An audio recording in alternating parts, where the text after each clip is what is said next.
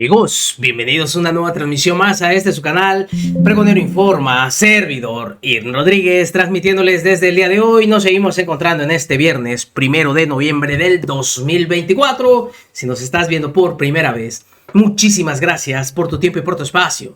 Solamente pedimos el apoyo con la suscripción para que cada día podamos ser más en esta gran familia pregonera.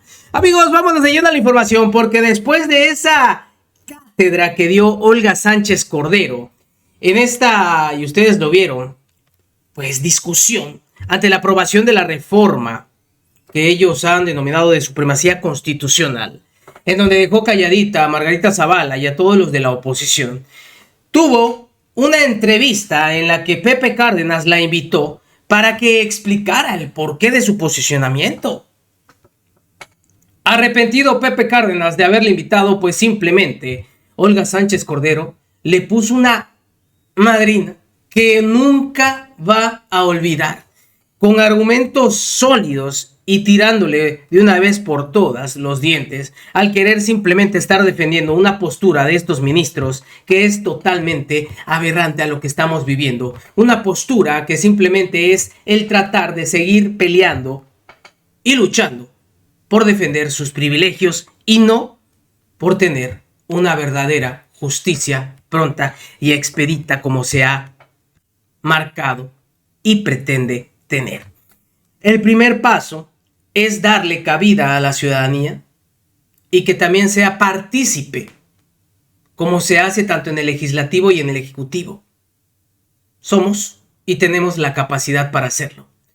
Desde que inició esta reforma se ha tratado de desvirtuar con bastantes, pero bastantes fake news, al decir que van a ser miles y miles de nombres, que no va a haber un procedimiento exacto para llevar a los mejores capacitados, que cualquiera puede llegar.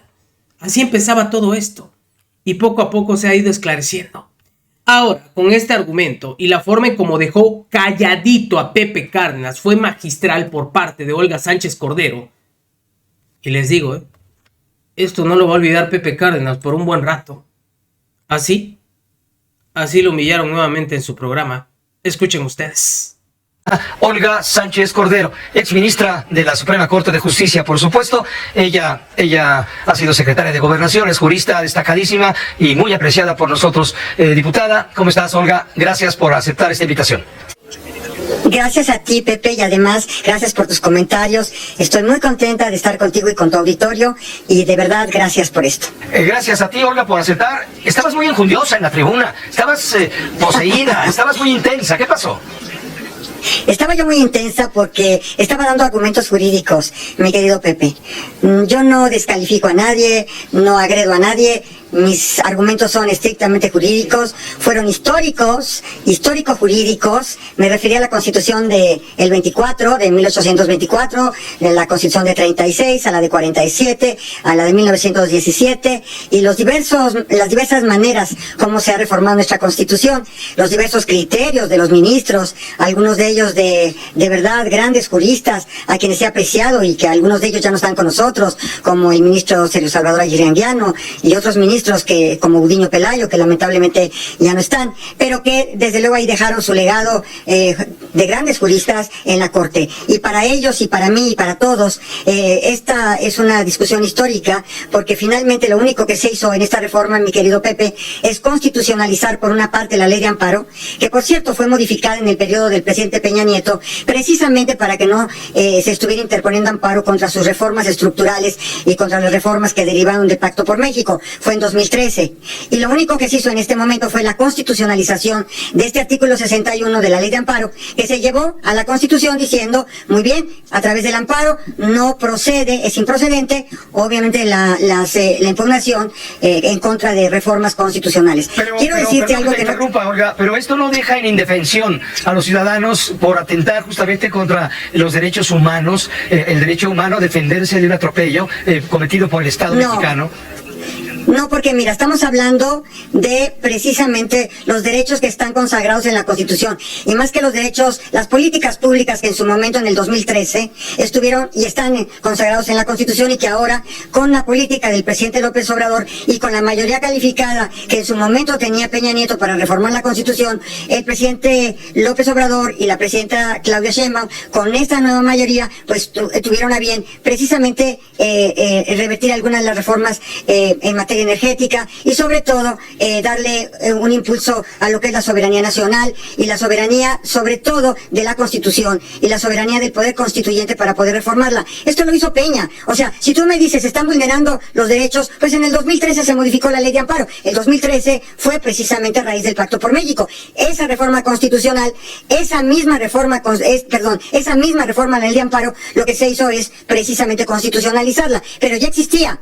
Obviamente que ya existía y estaba ya en la Constitución en la reforma del 2013. Y por otra parte, lo que se hizo también fue constitucionalizar los criterios de la Suprema Corte, que reiteradamente a lo largo de toda su historia estableció que no se podían impugnar ni a través de reformas, ni a través de juicio de amparo, ni a través de controversias constitucionales, ni acciones de inconstitucionalidad, las reformas al Poder Judicial, las reformas a la Constitución. Y esto es clarísimo. Ahora, yo lo que dije, como dices tú, no injundia. Lo que tenía yo es que mis argumentos a veces, pues los expreso de manera muy contundente y muy, a lo mejor hasta siempre pasionalmente, porque es lo que yo siento, lo que yo opino y lo que quiero dar a conocer. Correcto. A través de la controversia.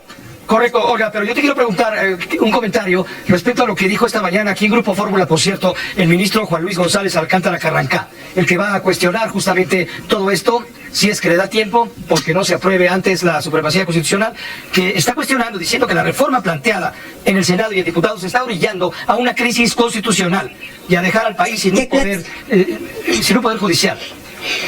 A ver, déjame decirte, en el proyecto que él presentó... Te voy a poner como lo dijo el ministro González Alcántara Carrancá y te pido la respuesta.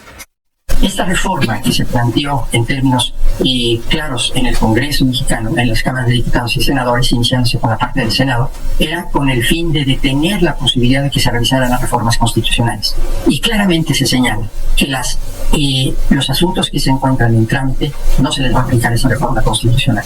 Así es que si la Cámara de Diputados, los 500 diputados, deciden avalar la propuesta que les llegó del Senado de la República, no se aplicaría en este caso concreto, en este asunto. No se aplicaría. El martes no sería demasiado tarde. No sería demasiado tarde por una razón muy sencilla, porque está muy claro en la iniciativa. Ahora, sabemos que tiene la fuerza, la capacidad de presentar una nueva iniciativa, pero estamos hablando de la forma en que nos está observando el mundo, de la crisis constitucional en la que nos están orillando. Si dicen, no voy a cumplir la resolución, como lo han señalado algunos líderes dentro de la Cámara de Diputados y del Senado, creo que han adelantado la posibilidad de que sea o pudiera ser adversa en alguna parte esta resolución. Esta resolución pretende reflexionar sobre la trascendencia que tiene de dejar sin poder judicial al país y transformarles y entregarles un nuevo poder judicial con una capacitación totalmente distinta. El pretender... Esto es prácticamente lo que dijo esta mañana con Ciro Gómez Leiva, Juan Luis González Alcántara Carrancá, Olga, diputada Sánchez Cordero, exministra de la Corte. ¿Qué opinas? ¿Estamos al borde de una crisis constitucional, como dice él? No. A ver, estamos definiendo un nuevo sistema de designación de juzgadores, de jueces y de magistrados y de ministros de la Corte. Yo quiero recordarle al ministro Alcántara que antes de la reforma de 1995, los ministros por turno designaban a sus colaboradores a veces o a otras personas como jueces y magistrados. Entonces el turno iba de un ministro a otro ministro e iban designando de acuerdo con las vacantes a su secretario de estudio y cuenta, a algún otro abogado, en fin, iban designando jueces e iban designando magistrados. El sistema cambió en 1995 y, por cierto, se renovó totalmente la Corte. Yo soy producto de esa renovación y además se convirtió en un tribunal constitucional. Y quiero decirte algo. Hoy, entonces sí, se implementó una carrera judicial para la designación de jueces y de magistrados. Hoy estamos ante una nueva elección de jueces y magistrados, a una nueva manera diferente de designar jueces y magistrados, que es la elección. Entonces, yo pues no estoy de acuerdo con lo que está diciendo. Tampoco estoy de acuerdo con el proyecto que presentó, porque uno de los temas más importantes del proyecto que presentó es la procedencia, y no hay el capítulo de procedencia. Y eso es lo que estamos discutiendo hoy, la procedencia o no del juicio de amparo, de la controversia constitucional o de la acción de inconstitucionalidad. Quiero decirte que quiero que quede clarísimo, porque no lo he dicho en otras entrevistas, y te lo digo a ti. Nosotros no estamos constitucionalizando que se pueda revisar el procedimiento de reforma constitucional, que pudiera tener vicios y que se puede impugnar. Estamos resolviendo que las normativas constitucionales, o sea, lo sustantivo de la reforma, lo material de la reforma, es lo que no puede impugnarse, porque el poder revisor de la Constitución es un poder supremo, y porque hay una supremacía constitucional, y esa supremacía constitucional es precisamente lo que estamos nosotros defendiendo. Y dicho sea de paso, mi queridísimo Pepe, también hay un tema que me gustaría tratar contigo. Ese tema se refiere a los amparos que están surgiendo en contra de la reforma constitucional. Te quiero decir que están actuando primero los jueces en contra de la jurisprudencia expresa de la Suprema Corte, porque no hay una jurisprudencia en sentido contrario, no la hay. Todos los precedentes de la Corte, no desde que yo recuerde, desde que yo entré a la Corte, desde antes de que yo estuviera en la Corte, todos los precedentes han dicho, a veces decían que sí se puede revisar el procedimiento, otras veces no, pero bueno, vamos a concluir que el procedimiento de reformas sí puede revisarse por el Tribunal Constitucional, por el Poder Judicial Federal. Pero también quiero decirte que no pueden impugnar las normas, o sea, lo sustantivo de las normas, la materialidad de las normas, porque ya la soberanía nacional, porque ya la soberanía del pueblo, sobre todo la soberanía en el Poder Revisor de la Constitución, decidió establecer esa normativa constitucional. Y entonces yo diría que el desacato pues es de los jueces en materia de la jurisprudencia de la Corte, porque efectivamente los jueces no podrían haber concedido suspensión ni habrían podido realizar lo que están haciendo en este momento, de impugnar la materialidad y lo sustantivo de la reforma, en virtud de que hay una jurisprudencia firme. Hay un punto aquí muy interesante, Olga, si me permites. Hoy por la mañana también, aquí en Grupo Fórmula, el ministro del Retiro, a quien tú conoces muy bien, José Ramón Cosío, dijo que en caso de darse un desacato al fallo que daría la Suprema Corte sobre el proyecto de González Alcántara Carranca, la propia Corte podría iniciar un procedimiento legal contra ustedes, diputados, y contra los senadores. Pues yo le preguntaría al ministro Cosío si leyó perfectamente bien el proyecto de resolución, el proyecto que está presentando el ministro Alcántara. Es un proyecto salomónico, es un proyecto político, no es un proyecto jurídico, porque imagínate, por una parte invalida la reforma, es decir, en relación a los jueces y magistrados, y por otra parte valida la reforma que establece la renuncia o el tema de que los ministros no pueden continuar, ¿no? Hasta el 25. Entonces, bueno, a ver, es como decirte, mira, en esta reforma parte está bien y parte está mal, cuando fue toda la reforma conjuntamente. Porque en una parte dice, lo de los ministros, ok, está bien, nos vamos. Y por otra, y además se reforma el poder, la Suprema Corte a 9 ministros, a otro plazo determinado para que estén en la Corte, en fin. Y por otra parte dice, no, pero lo de los jueces y lo de los magistrados no. Entonces, ¿cómo es posible? Es la misma reforma. Entonces, en una parte sí y en otra parte no. Pero aparte no se hace cargo de la procedencia, que es lo más importante. ¿Dónde está la procedencia de esta reforma? Digo, de este proyecto de resolución. Entonces, la verdad de las cosas, yo pues en un principio dije, pues sí es un tema que está presentando el político salomónico, pero jurídicamente hablando, pues la verdad de las cosas es que no tiene un sustento, o cuando menos un sustento tradicional. En caso de que hubiera una sentencia de la Corte en contra de la reforma al Poder Judicial, y no lo acatara el Poder Legislativo, la Presidencia de la República, habría entonces un desacato y entraríamos entonces en una crisis. Es que no estamos hablando del Poder Legislativo, estamos hablando del Poder Constituyente. Correcto. Que es muy distinto. Correcto, es el Poder Constituyente. Entonces, pero esto es te pregunto todo esto porque esto de la supremacía constitucional ha derivado en entender que Morena, aprovechando su peso específico legislativo y desde el Ejecutivo, están sometiendo al Poder Judicial en algo que ya no huele a democracia, sino más bien empieza a oler a dictadura o a tiranía o autocracia en el mejor de los casos.